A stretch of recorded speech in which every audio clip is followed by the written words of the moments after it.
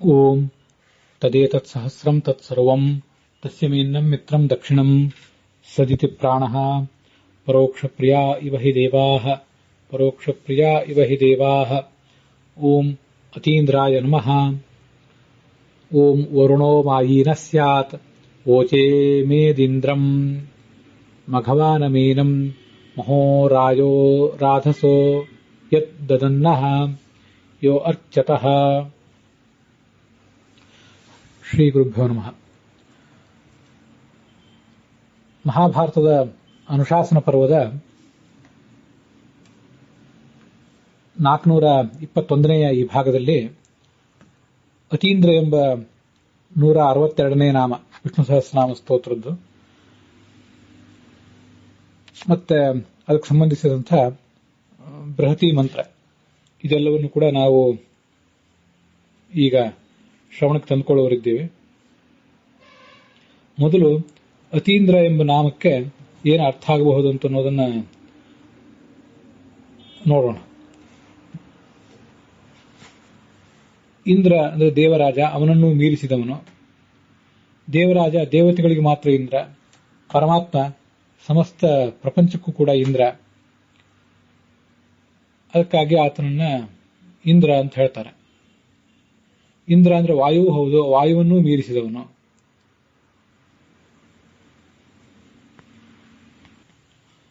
ಈ ಕಾರಣಕ್ಕಾಗಿ ಕೂಡ ಆತ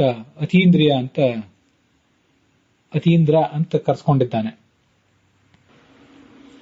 ಪಾಪರಾಶಿಯನ್ನ ಅತಿ ಅಂದ್ರೆ ದಾಟಿಸುವವನು, ನಮ್ಮೆಲ್ಲರ ಪಾಪವನ್ನು ಪರಿಹರಿಸುವವನು. ಅದಕ್ಕಾಗಿ ಅತೀಂದ್ರ ಅಂತ ಹೇಳ್ತಾರೆ. ಇದು ಒಂದು ಅರ್ಥವು ಕೂಡ ಕೆಲವು ಜ್ಞಾನಗಳಿಂದ ವರ್ಣಿತವಾದ್ದು. ಮತ್ತೆ ಇಂದ್ರ ಅಂದ್ರೆ ನಮ್ಮ ಅಭೀಷ್ಟವನ್ನು ಕೊಡುವಂತವನು. ಅತೀಂದ್ರ ಅಂದ್ರೆ ಅತ್ಯಂತ ಹೆಚ್ಚಾಗಿ ನಮ್ಮೆಲ್ಲ ಅಭೀಷ್ಟಗಳನ್ನು ಕೊಡುವವನು ಅನ್ನೋ ಅರ್ಥವು ಕೂಡ ಆ ಅತೀಂದ್ರಿಯ ಅನ್ನೋ ಶಬ್ದಕ್ಕೆ ಬರ್ತದೆ. ಈಗ ಈ ಅತೀಂದ್ರ ಎಂಬ ಶಬ್ದಕ್ಕೆ ಸಂಬಂಧಪಟ್ಟಂತಹ ಮೂಲ ಮಂತ್ರ ಏನಿದೆ, ಬೃಹತಿ ಮಂತ್ರ, ಮತ್ತೆ ಅದಕ್ಕೆ ಸಂಬಂಧಪಟ್ಟಂತಹ ಮೂಲ ಋಗ್ವೇದದ ಮಂತ್ರ, ಅದಕ್ಕೆ ಸಾಯಣಾಚಾರ್ಯರು ಮೊದಲಾದವರು ಏನು ಅರ್ಥ ಮಾಡಿದ್ದಾರೆ ಅಂತ ಅನ್ನೋದನ್ನ ನೋಡೋಣ.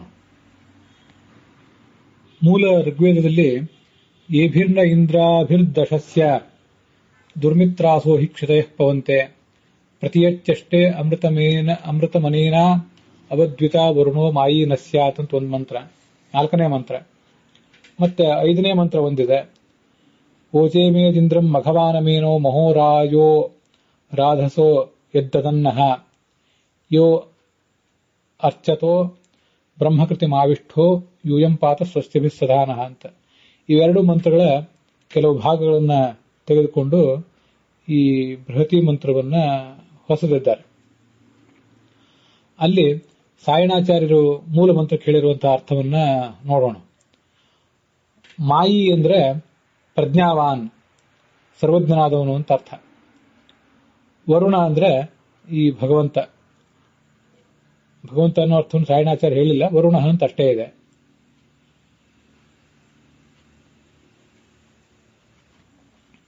ಈ ಇಂದ್ರ ನಮಗೆ ಮಹಃ ದೊಡ್ಡದಾದ ರಾಧಸಹ ಸಂಪತ್ತಿನ ದಾಯಕ, ಸಂಪತ್ತನ್ನು ಕೊಡುವಂಥವನು. ಮತ್ತೆ ಅರ್ಚತಃ ಅಂದ್ರೆ ಪೂಜೆ ಮಾಡುವ ಎಲ್ಲ ಸಾಧಕ ವರ್ಗಕ್ಕೂ ಸಂಪತ್ತನ್ನು ಕೊಡುವವನು ಅಂತ ಸಾಯಣಾಚಾರ್ಯರು ವರ್ಣನೆ ಮಾಡಿದಂತಹ ಅರ್ಥ. ಇನ್ನು ಮುಂದೆ ಭಗವಂತಾಚಾರ್ಯರು ಮೂಲ ಮಂತ್ರಕ್ಕೆ ಏನು ಅರ್ಥ ಹೇಳ್ತಾರೆ ಅಂತ ಅನ್ನೋದನ್ನು ನೋಡೋಣ.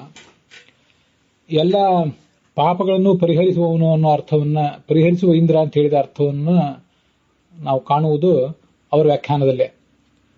ಅತಿ ಅಂತ ಉಪಸರ್ಗಾ ಹಿ ಕ್ರಿಯಾ ಸನ್ನಿಧಾನೇ ಸತಿ ಸದ್ವಿಶೇಷಕಾಹ ಭವಂತೆ ಅಸನ್ನಿಧಾನೇತು ಸಸಾಧನಾಂ ಕ್ರಿಯಾಮಾಹುವು ಅಂತ. ಅತಿ ಅಂದ್ರೆ ಒಂದು ಉಪಸರ್ಗ, ಪಾಪವನ್ನು ಪರಿಹರಿಸುವುದು ಅನ್ನೋ ಶಬ್ದ ಅಲ್ಲಿ ಕಾಣಿಸೋದಿಲ್ಲ ನಮಗೆ. ಆದರೆ ಅತಿ ಅನ್ನುವ ಉಪಸರ್ಗ ಇದ್ದ ಮಾತ್ರದಿಂದ ಆ ಕ್ರಿಯಾಪದ ಇಲ್ಲದೆ ಹೋದ್ರೂ ಕೂಡ ಆ ಅರ್ಥವನ್ನು ತಗೊಳ್ಳಬಹುದು ಅಂತ ಅದರ ಅರ್ಥ. ಒಂದು ವೇಳೆ ಉಪಸರ್ಗದ ಜೊತೆಗೆ ಕ್ರಿಯಾಪದ ಇದ್ರೆ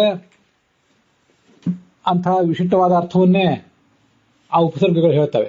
ಕ್ರಿಯಾಪದ ಮತ್ತು ಉಪಸರ್ಗಗಳ ಸಮಾವೇಶ ಅನ್ನೋದು ಅರ್ಥವನ್ನು ನಮಗೆ ತಿಳಿಸ್ತದೆ. ಕ್ರಿಯಾ ಸನ್ನಿಧಾನ ಇಲ್ಲದೆ ಹೋದಾಗ ಆ ಕ್ರಿಯೆಯ ಅರ್ಥವನ್ನು ಕೂಡ ಉಪಸರ್ಗಕ್ಕೆ ಹೇಳುವಂತಹ ಶಕ್ತಿ ಇದೆ. ಉಪಸರ್ಗಕ್ಕೆ ತನ್ನ ಒಂದು ವಿಶಿಷ್ಟವಾದ ಅರ್ಥವನ್ನಲ್ಲದೆ ಇಲ್ಲದೇ ಇರುವ ಕ್ರಿಯಾಪದದ ಅರ್ಥವನ್ನು ಹೇಳುವಂತಹ ಶಕ್ತಿ ಇದೆ. ಆದ್ದರಿಂದ ಅತಿ ಅನ್ನೋದಕ್ಕೆ ಪಾಪ ಪರಿಹಾರಕ, ಅತ್ಯಂತವಾಗಿ ಪಾಪ ಪರಿಹಾರ ಮಾಡುವವನು ಅನ್ನೋ ಅರ್ಥವೇ ಸಿಗ್ತದೆ. ಇಂದ್ರ ಅಂದ್ರೆ ಭಗವಂತ. ಮತ್ತೆ ಇಂದ್ರ ಅಂದ್ರೆ ಎಲ್ಲವನ್ನು ಕೊಡುವವನು, ಅದು ಋಗ್ಭಾಷ್ಯದಲ್ಲಿದೆ, ಮುಂದೆ ಅದನ್ನು ನಾವು ನೋಡ್ತೇವೆ. ಅತ್ಯಂತವಾಗಿ ಎಲ್ಲವನ್ನು ಕೊಡುವವನು ಅನ್ನೋ ಅರ್ಥವನ್ನು ಕೂಡ ಅದರಿಂದ ನಾವು ತಗೊಳ್ಬಹುದು. ಇದು ಅತೀಂದ್ರಿಯಂ ಶಬ್ದಕ್ಕೆ ಭಗವಂತಾಚಾರ್ಯರು ಮಾಡಿದ ಅರ್ಥ. ಅವರು ಹೇಳುವ ಬೃಹತಿ ಮಂತ್ರ ಪ್ರತಿಯಚ್ಚಷ್ಟೇ ಅನತಮನೇನ ಅವದ್ವಿತ ವರುಣೋ ಮಾಯಿ ನ ಸ್ಯಾತ್ ಓಚೇಮೇದಿಂದ್ರಂ ಮಘವಾನಮೇನಂ ಮಹೋರಾ ಅಂತ ಮಂತ್ರ. ಈ ಅತೀಂದ್ರಿಯ ಎಂಬ ನಾಮಕ್ಕೆ ಸಂಬಂಧಪಟ್ಟದ್ದು. ಈ ಮಂತ್ರಕ್ಕೆ ಅವರೇನು ಅರ್ಥ ಹೇಳ್ತಾರೆ ಅಂತ ಅನ್ನೋದನ್ನ ನಾವು ಮೂಲ ಋಗ್ವೇದದ ಮಂತ್ರಕ್ಕೆ ಅವ್ರು ಹೇಳುವ ಅರ್ಥವನ್ನು ಈಗ ನೋಡೋಣ. ಮಾಯಿ ಅಂದ್ರೆ ಪ್ರಜ್ಞಾ, ಸರ್ವಜ್ಞ ಅಂತ ಅರ್ಥ. ಸಾಯಣಾಚಾರ್ಯರು ಅದನ್ನೇ ಅರ್ಥವನ್ನು ಹೇಳಿದ್ದಾರೆ. ವರುಣ ಅಂದ್ರೆ ಈ ನಮ್ಮನ್ನು ಸ್ವೀಕಾರ ಮಾಡುವವನು ಭಗವಂತ ಅಂತ ಅರ್ಥ. ನಮ್ಮ ಸುಳ್ಳು ಸತ್ಯ ಎಲ್ಲವನ್ನೂ ಅವನು ಪರೀಕ್ಷೆ ಮಾಡ್ತಾ ಓಡಾಡ್ತಾನೆ, ಸಂಚಾರ ಮಾಡ್ತಾ ಇರ್ತಾನೆ. ನಮ್ಮ ಎಲ್ಲವನ್ನು ಸ್ವೀಕಾರ ಮಾಡುವವನು ಅನ್ನೋ ಅರ್ಥವನ್ನ ಭಗವಂತಾಚಾರ್ಯ ಹೇಳಿಲ್ಲ. ನಾವು ಗೀತಾಪ್ರಸ್ಥಾನಕ್ಕೆ ಅನುಗುಣವಾಗಿ ತಗೊಳ್ಬೇಕು. ಅದನ್ನ ಮುಂದೆ ತಗೊಳ್ಳೋಣ.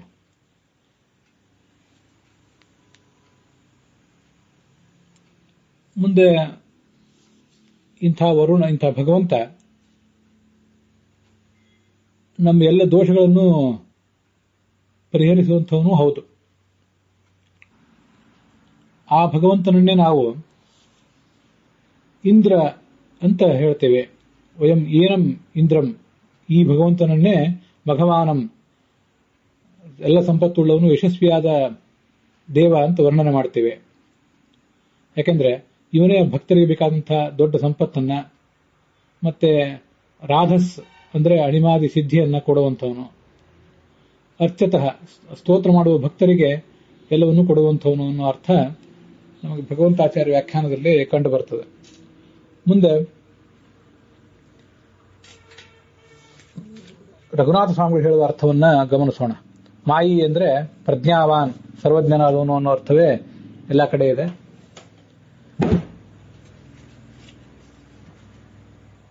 ಅಂಥ ಭಗವಂತ ನಮಗೆ ವರುಣ ಅಂದ್ರೆ ವರಣೀಯ, ನಾವು ಅವನನ್ನು ಸ್ವೀಕಾರ ಮಾಡಬೇಕು, ಅವನು ನಮ್ಮನ್ನು ಸ್ವೀಕಾರ ಮಾಡ್ತಾನೆ.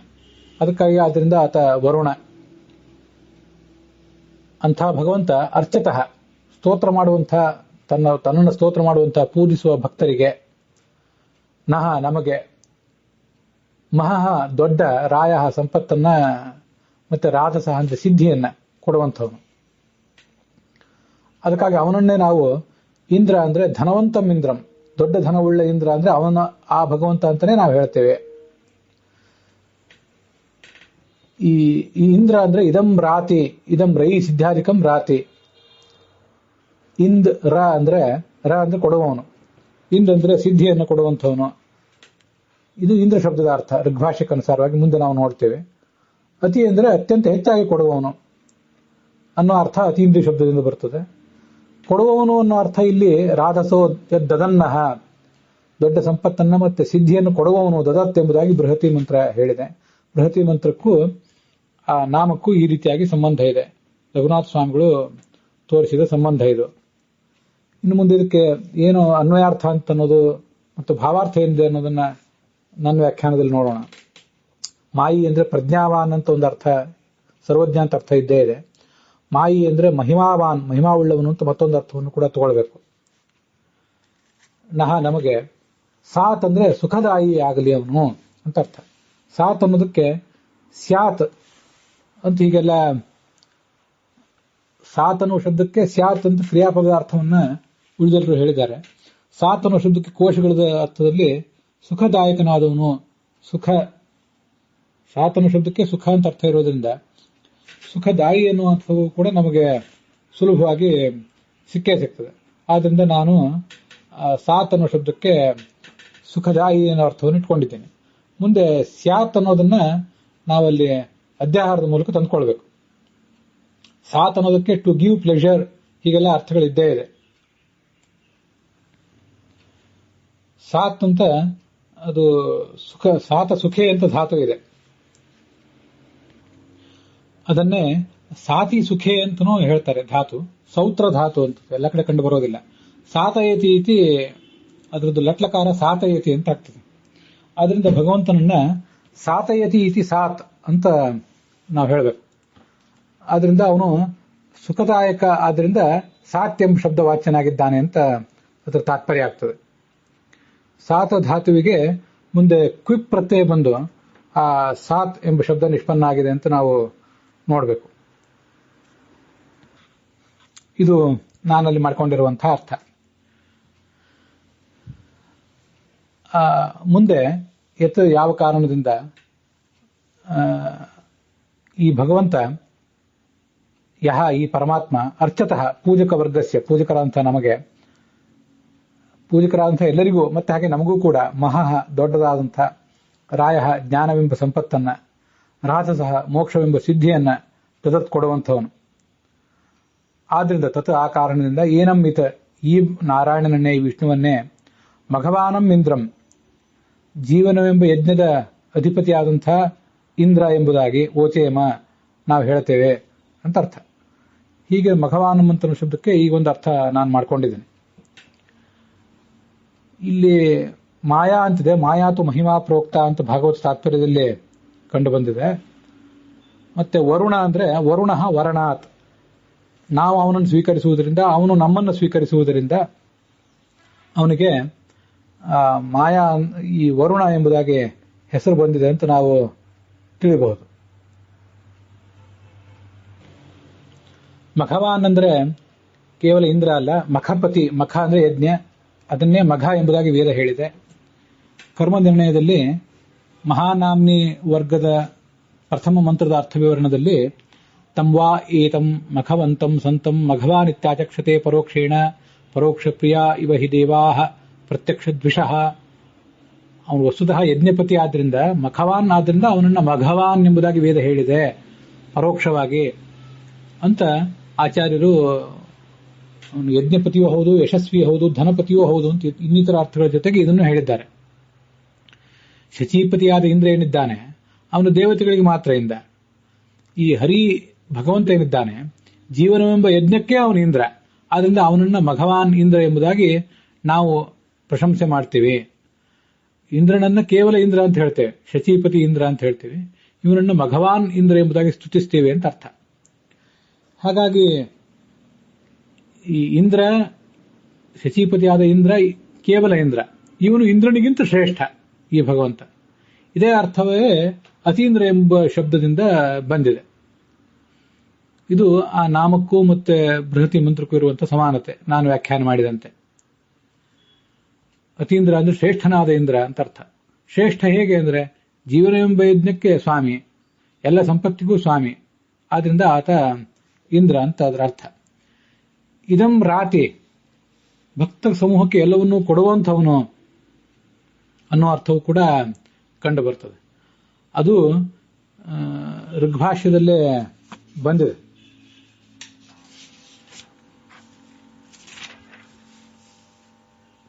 ಇದಂ ರಾತೀತಿ ವಾ ಭವೇತ್ ಅಂತ ಋಗ್ಭಾಷ್ಯದಲ್ಲಿ ಅದರ ವರ್ಣನೆ ನಮಗೆ ಸಿಗ್ತದೆ. ಎಲ್ಲವನ್ನು ಕೊಡುವವನಾದ್ರಿಂದ ಆತನಿಗೆ ಇಂದ್ರ ಅಂತ ಹೆಸರು. ಹೀಗೆ ಅತೀಂದ್ರ ಅಂದ್ರೆ ಎಲ್ಲವನ್ನು ಹೆಚ್ಚಾಗಿ ಕೊಡುವವನು ಅಂತ ಅರ್ಥ. ಅದನ್ನೇ ಬೃಹತಿ ಮಂತ್ರ ಮಹಃ ರಾಯಸ್ಯ ರಾಜಸಃ ದದತ್ ಅಂತ ವ್ಯಾಖ್ಯಾನ ಮಾಡಿದೆ.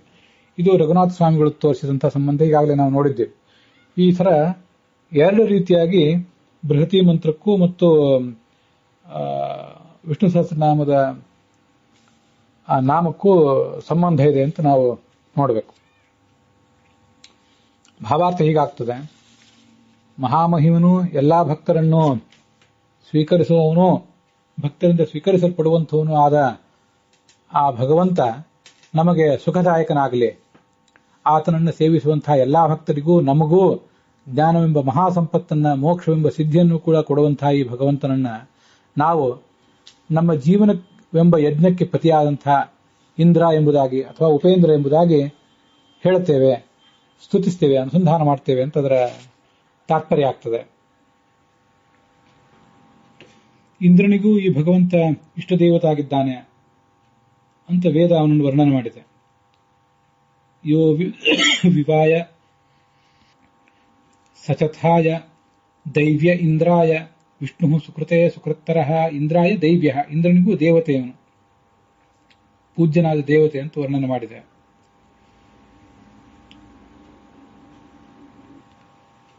ಋಗ್ವೇದದ ಮಾತದು. ಐತ್ರೇಯ ಉಪನಿಷತ್ ಭಾಷ್ಯದಲ್ಲಿ ಇಂದ್ರಸ್ಯ ಪರಮಂ ದೈವಂ ಜನಕೋ ಯಜ್ಞ ಭಾಗಾದಿ ಪ್ರದಾತಾಚ, ಇಂದ್ರನಿಗೆ ದೇವರಾಜ ಪದವಿಯನ್ನು ಕೊಟ್ಟು ಯಜ್ಞ ಭಾಗವನ್ನು ಕೊಟ್ಟವನು ಕೂಡ ಈ ಭಗವಂತನೇ ಅಂತ ವರ್ಣನೆ ಮಾಡಿದೆ. ಹರಿವಂಶವು ಕೂಡ ಭಾಗವತ ತಾತ್ಪರ್ಯದಲ್ಲಿ ಉದ್ಧೃತವಾದದ್ದು. ಯತ್ಪ್ರಸಾದೇನ ದೇವೇಂದ್ರ ವೇದೋಜಿತ ಯಶಾ ಅಭೂತ್, ಭಗವಂತನ ಅನುಗ್ರಹದಿಂದಲೇ ಈ ಇಂದ್ರನ ಯಶಸ್ಸನ್ನು ಕೂಡ ಶಾಸ್ತ್ರಗಳು ವರ್ಣನೆ ಮಾಡಿವೆ ಅಂತ ಕಂಡು ಬರ್ತದೆ.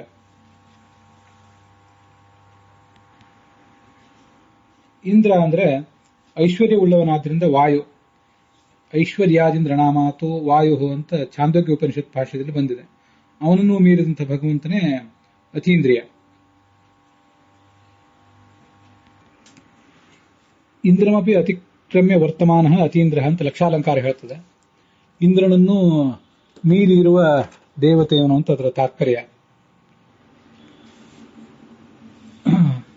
ಶಾಂಕರ ಭಾಷ್ಯ ಹೇಳುವಂತೆ ತನ್ನ ಸ್ವಾಭಾವಿಕವಾದಂತಹ ಜ್ಞಾನ ಐಶ್ವರ್ಯಾದಿಗಳಿಂದ ಇಂದ್ರನನ್ನು ಮೀರಿಸಿದವನು. ಪರಾಶರ ಭಟ್ಟರು ಹೇಳುವಂತೆ ಇಂದ್ರನ ತಮ್ಮ ಇವನು, ಆದರೆ ಐಶ್ವರ್ಯ ಕೀರ್ತಿ ಇತ್ಯಾದಿಗಳಿಂದ ಆ ಇಂದ್ರನಿಗಿಂತಲೂ ಮಿಗಿಲಾದವನು. ಇಂದ್ರಾನುಜತ್ವೇಪ್ಯೈಶ್ವರ್ಯಾತ್ ಅತೀತೋ ಅತೀಂದ್ರ ಉಚ್ಯತೆ ಅಂತ ಅವರು ಅತೀಂದ್ರಿಯ ಶಬ್ದದ ವ್ಯಾಖ್ಯಾನವನ್ನ ಶ್ಲೋಕ ರೂಪದಲ್ಲಿ ಹಿಡಿದಿರ್ತಾರೆ. ಸತ್ಯಸಂಧ ಸ್ವಾಮಿಗಳು ಹೇಳುವಂತೆ ಇಂದ್ರನನ್ನು ಕೂಡ ಮೀರಿಸಿದವನು ಅನ್ನೋ ಅರ್ಥವೇ ಇದೆ. ಇಂದ್ರಮಪಿ ಅತಿಕ್ರಾಂತ ಅತೀಂದ್ರ ಅಂತ ಅದರ ಅಭಿಪ್ರಾಯ. ಬಲಮಿಂದ್ರಸ್ಯ ಗಿರಿಶಃ ಗಿರಿಶಸ್ಯ ಬಲಂ ಮಹತ್ ಬಲಂ ತಸ್ಯ ಹರಿಸ್ಸಾಕ್ಷ ನಹರೇರ್ ಬಲಮನ್ಯತಃ ಅಂತ ಅದು ಕೂಡ ಒಂದು ಶಾಸ್ತ್ರದ ವಾಕ್ಯ. ಇಂದ್ರನಿಗೆ, ದೇವರಾಜನಿಗೆ ಗಿರಿಶ ರುದ್ರ ಬಲ, ಆ ಗಿರಿಶನಿಗೆ ಮರುತ್ ಪ್ರಾಣದೇವ ಚತುರ್ಮುಖ ಬ್ರಹ್ಮದೇವ ಬಲ, ಅವನಿಗೆ ಸ್ವಯಂ ಹರಿಯೇ ಬಲ, ನಹರೇರ್ ಬಲಮನ್ಯತಃ, ಅವನಿಗೆ ಬೇರೆ ಯಾವ ದೇವತೆಗಳು ಕೂಡ ಬಲದಾಯಕರಿಲ್ಲ ಅಂತ ಆ ಶ್ಲೋಕದ ಅಭಿಪ್ರಾಯ. ರುದ್ರಂ ಸಮಾಶ್ರಿತಾ ದೇವಾಃ ರುದ್ರೋ ಬ್ರಹ್ಮಾಣಮಾಶ್ರಿತಃ ಬ್ರಹ್ಮ ಮಾಮಾಶ್ರಿತೋ ನಿತ್ಯಂ ನಾಹಂ ಕಂಚಿತ್ ಉಪಾಶ್ರಿತಃ. ಎಲ್ಲಾ ದೇವತೆಗಳು ಕೂಡ ರುದ್ರನನ್ನು ಅವಲಂಬಿಸಿದ್ದಾರೆ.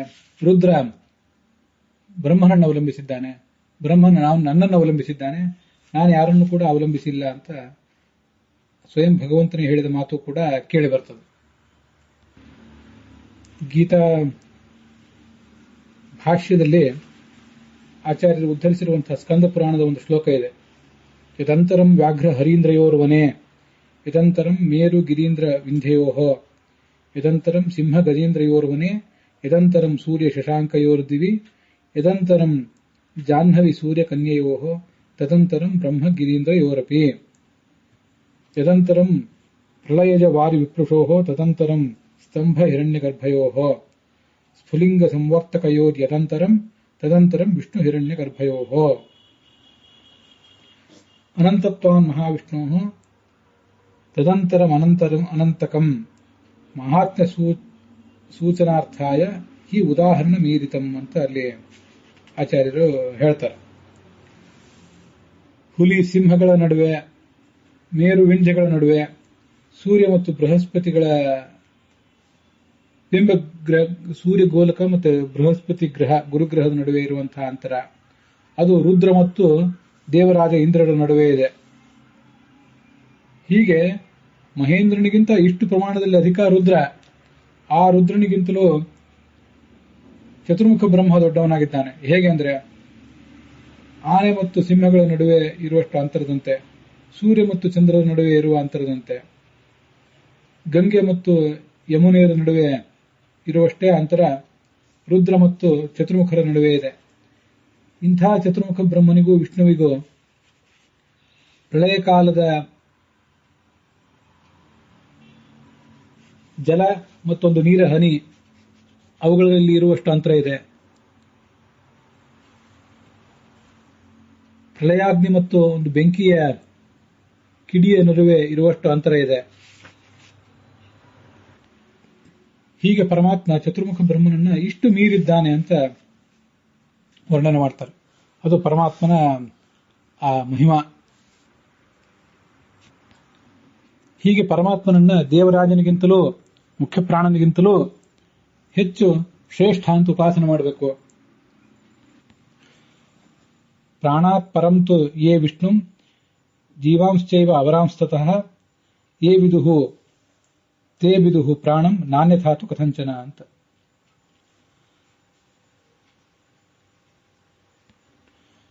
ಪ್ರಾಣನಿಗಿಂತಲೂ ಅತ್ಯಂತ ಶ್ರೇಷ್ಠನಾದವನು ಭಗವಂತ. ಉಳಿದೆಲ್ಲ ಜೀವರು ಭಗವಂತನಿಗಿಂತಲೂ ಪ್ರಾಣನಿಗಿಂತಲೂ ಅವರರು ಕೆಳಗಿನವರು ಅಂತ ತಿಳಿದ್ರೆ ಆ ಪ್ರಾಣಶಬ್ದವಾಚ್ಯನಾದ ವಾಯುವನ್ನು ಪ್ರಾಣಶಬ್ದವಾಚ್ಯನಾದ ಭಗವಂತನನ್ನು ಸರಿಯಾಗಿ ತಿಳ್ಕೊಂಡಂತೆ ಅಂತ ಶಾಸ್ತ್ರದ ತಾತ್ಪರ್ಯ ಇದೆ. ಹೀಗೆ ಅತೀಂದ್ರ ಎಂಬ ಶಬ್ದ 3 ವಿಧವಾದ ಕಕ್ಷಾ ತಾರತಮ್ಯವನ್ನು ಹೇಳಿದೆ. ಎಲ್ಲ ದೇವತೆಗಳು, ಅವರ ಅಧಿಪತಿಯಾದ ಇಂದ್ರ, ಇವರು ಒಂದು ವರ್ಗದಲ್ಲಿ, ಅವರನ್ನು ಮೀರಿದಂತಹ ಚತುರ್ಮುಖ ಬ್ರಹ್ಮ ಮತ್ತು ವಾಯುಗಳು ಸಪತ್ನೀಕರಾಗಿ ಒಂದು ವರ್ಗದಲ್ಲಿ, ಇದು 2ನೇ ವರ್ಗ. ದೇವತೆಗಳು ಮತ್ತು ಅವುಗಳ ರಾಜನಾದ ಇಂದ್ರನ ವರ್ಗ ಮೊದಲನೇ ವರ್ಗ. ಅವರನ್ನ ಮೀರಿ ಮೇಲಿರುವಂಥದ್ದು ಚತುರ್ಮುಖ ಮತ್ತು ಪ್ರಾಣ ಸರಸ್ವತಿ ಭಾರತೀಯರ ವರ್ಗ. ಅವರ ಮೇಲಿರುವಂಥದ್ದು ಲಕ್ಷ್ಮೀನಾರಾಯಣರ ವರ್ಗ. ಅಲ್ಲಿ ಇಂದ್ರ ಶಬ್ದದಿಂದ, ಅತೀಂದ್ರ ಎಂಬ ಶಬ್ದದಿಂದ ಲಕ್ಷ್ಮೀದೇವಿಯನ್ನು ಕೂಡ ತಗೊಳ್ಬೇಕು. ಅತ್ಯಂತರಂಗಂ ಯತ್ತಸ್ಮಾನ್ ನಹರೇ ಪೃಥಗ್ಗೀರಿತ ಶ್ರೀ ಸ್ವರೂಪ ವಿಭೇದೇಪಿ ಸರ್ವೋತ್ಕೃಷ್ಟಾತ್ ನಿತ್ಯಶಃ ಅಂತ ಬೃಹದಾರಣಿಕ ಭಾಷ್ಯದಲ್ಲಿ ಆಚಾರ್ಯ ತಿಳಿಸುವಂತಹ ಮಾತು. ಲಕ್ಷ್ಮೀದೇವಿಯನ್ನು ಯಾಕೆ ಹೇಳೋದಿಲ್ಲ ಕೆಲವು ಬಾರಿ ಪ್ರತ್ಯೇಕ ಶಬ್ದಗಳಿಂದ ಅಂದ್ರೆ, ಅವಳು ಭಗವಂತನಿಗೆ ಅತ್ಯಂತ ಅಂತರಂಗದವಳು. ಚತುರ್ಮುಖ ಮುಖ್ಯ ಪ್ರಾಣರಂತೆ ಅವಳಲ್ಲ. ಅವಳಿಗೆ ಹೋಲಿಸಿದ್ರೆ ಅವರು ಇಬ್ರು ಬಹಿರಂಗರೇ ಭಗವಂತನಿಗೆ. ಇವಳು ಅಂತರಂಗದ ಮಿತ್ರಳು, ಪತ್ನಿಯೂ. ಆದ್ದರಿಂದ ಎಷ್ಟೋ ಬಾರಿ ಭಗವಂತನನ್ನು ಹೇಳುವ ಶಬ್ದದಿಂದ ಅವಳನ್ನು ಕೂಡ ನಾವು ಗ್ರಹಿಸಬೇಕು, ತಿಳ್ಕೊಳ್ಳುವವರು. ಹೀಗೆ 3 ಕಕ್ಷೆಗಳ ತಾರತಮ್ಯವನ್ನ ಅತೀಂದ್ರ ಎಂಬ ಶಬ್ದದಿಂದ ಸೂಚನೆ ಮಾಡಿದ್ದಾರೆ ಅಂತ ನಾವು ತಿಳ್ಕೊಳ್ಬೇಕು. ಅದಲ್ಲದೆ ಆ ಭಗವಂತ ನಮಗೆ ಎಲ್ಲ ಅಪೇಕ್ಷಿತವನ್ನೂ ಕೊಡ್ತಾನೆ. ಅದನ್ನು ಅತೀಂದ್ರ ಶಬ್ದ ಹೇಳಿದೆ. ನಮ್ಮನ್ನು ಅವನು ಸ್ವೀಕರಿಸುವವನು, ನಾವು ಅವನನ್ನು ಸ್ವೀಕರಿಸುವವರು ಅಂತ ವರುಣ ಶಬ್ದ ಬೃಹತಿ ಮಂತ್ರದಲ್ಲಿ ಹೇಳಿದೆ. ಅವನು ಮಹಾ ಮಹಿಮ ಉಳ್ಳವನು. ಅವನನ್ನೇ ನಾವು ನಮ್ಮ ಜೀವನದ ಯಜ್ಞಕ್ಕೆ ಅಧಿಪತಿಯಾದಂತಹ ಇಂದ್ರ ಅಂತ ಉಪಾಸನೆ ಮಾಡೋಣ. ಅವನು ಭಗವಂತ ಜೀವನ ಎಂಬ ಯಜ್ಞಕ್ಕೆ ಅಧಿಪತಿ. ಸ್ಥೂಲ ಮನಸ್ಸಿಗೆ ಇಂದ್ರ ಅಧಿಪತಿ ಅಂತ ಉಪನಿಷತ್ ಭಾಷೆ ಹೇಳ್ತದೆ. ಮನಸ್ಥೂಲಂ ತು ವಾಸವಃ ಅಂತ. ಶಕ್ರೋ ಯಜ್ಞಾದಿ ಕರ್ಮಣಿ ಅಂತನೂ ಉಪನಿಷತ್ ಭಾಷೆ ಮತ್ತೊಂದು ಕಡೆ ಹೇಳ್ತದೆ. ನಮ್ಮಿಂದ ಎಲ್ಲಾ ಯಜ್ಞಗಳನ್ನು ಮಾಡಿಸುವವನು, ಹಸ್ತದ ಅಭಿಮಾನಿ, ಸ್ಥೂಲ ಮನಸ್ಸಿನ ಅಭಿಮಾನಿ, ಎಲ್ಲಾ ಯಜ್ಞಗಳನ್ನು ಮಾಡಿಸುವವನು. ಆದ್ರಿಂದ ಆತ ನಮ್ಮ ಜೀವನದಲ್ಲಿ ದೊಡ್ಡ ಪಾತ್ರ ವಹಿಸ್ತಾನೆ, ದೇವರಾಜನಾದಂತಹ ಇಂದ್ರ. ಅವನನ್ನು ಮೀರಿಸಿ ಇಡೀ ಜೀವನಕ್ಕೆ ಒಂದು ದೊಡ್ಡ ಅರ್ಥವನ್ನು ಕೊಟ್ಟವನು ಈ ಭಗವಂತ. ಪುರುಷೋವಾವ ಯಜ್ಞ ಅಂತ ಛಾಂದೋಗ್ಯ ಉಪನಿಷತ್ ಹೇಳ್ತದೆ. ಛಾಂದೋಗ್ಯ ಉಪನಿಷತ್ ಭಾಷ್ಯದಲ್ಲಿ ವಿಷ್ಣು ಪೂಜಾರ್ಥ ಯಜ್ಞೋಹಂ ಇತ್ಯುಪಾಸನ ಪಾದರಾತ್ ಕುರ್ವೀತ ಪುರುಷೋ ನಿತ್ಯಂ. ವಿಷ್ಣು ಪೂಜೆಗಾಗಿ ಇರುವಂತಹ ದೊಡ್ಡ ಯಜ್ಞವೇ ನನ್ನ ಜೀವನ ಅಂತ, ನನ್ನ ಜೀವನವೇ ಒಂದು ದೊಡ್ಡ ಯಜ್ಞ ಅಂತ ಉಪಾಸನೆ ಮಾಡಬೇಕು. ಇತ್ಯುಪಾಸನ ಮಾದರಾತ್ ಕುರ್ವೀತ ಪುರುಷೋ ನಿತ್ಯಂ. ಹೀಗೆ ಭಗವಂತನನ್ನ ನಾವು ನಿತ್ಯ ಉಪಾಸಿಸಿದ್ರೆ ತದ್ಗಂ ಮೃತ್ಯು ಉಪಾನುದೇತ್. ಆ ಜೀವನದಲ್ಲಿ ಬರುವಂತಹ ಅಪಮೃತ್ಯು, ಬಾಧೆ ಮೊದಲಾದವುಗಳನ್ನೆಲ್ಲ ಆ ದೇವರಾಜನಾದ ಇಂದ್ರನು, ಇಂದ್ರ ಶಬ್ದವಾಚ್ಯನಾದ ಪ್ರಾಣನು, ಮತ್ತೆ ಇಂದ್ರ ಶಬ್ದವಾಚ್ಯನಾದಂತಹ ಆ ಲಕ್ಷ್ಮೀನಾರಾಯಣರು ಕೂಡ ಪರಿಹರಿಸ್ತಾರೆ. ಅರ್ಚಿಸಿದಂತಹ, ತನ್ನನ್ನು ಪೂಜಿಸಿದಂತಹ ಯಾವ ಸಾಧಕರನ್ನು ಆ ಲಕ್ಷ್ಮೀನಾರಾಯಣರು ಕೈ ಬಿಡೋದಿಲ್ಲ. ಅವರಿಗೆ ಎಲ್ಲಾ ಥರದ ಜ್ಞಾನ ಸಂಪತ್ತನ್ನು, ಮುಂದೆ ಮೋಕ್ಷವೆಂಬ ಸಿದ್ಧಿಯನ್ನು ಕೊಡ್ತಾರೆ ಅಂತ ಬೃಹತಿ ಮಂತ್ರ ಹೇಳಿದೆ. ಅದರ ಜೊತೆಗೆ ಇವತ್ತಿನ ಈ ಭಾಗ ಅತೀಂದ್ರ ಎಂಬ ನಾಮದ ವ್ಯಾಖ್ಯಾನ ಸಮಾಪ್ತಿಯನ್ನು ಕಾಣ್ತಾ ಇದೆ.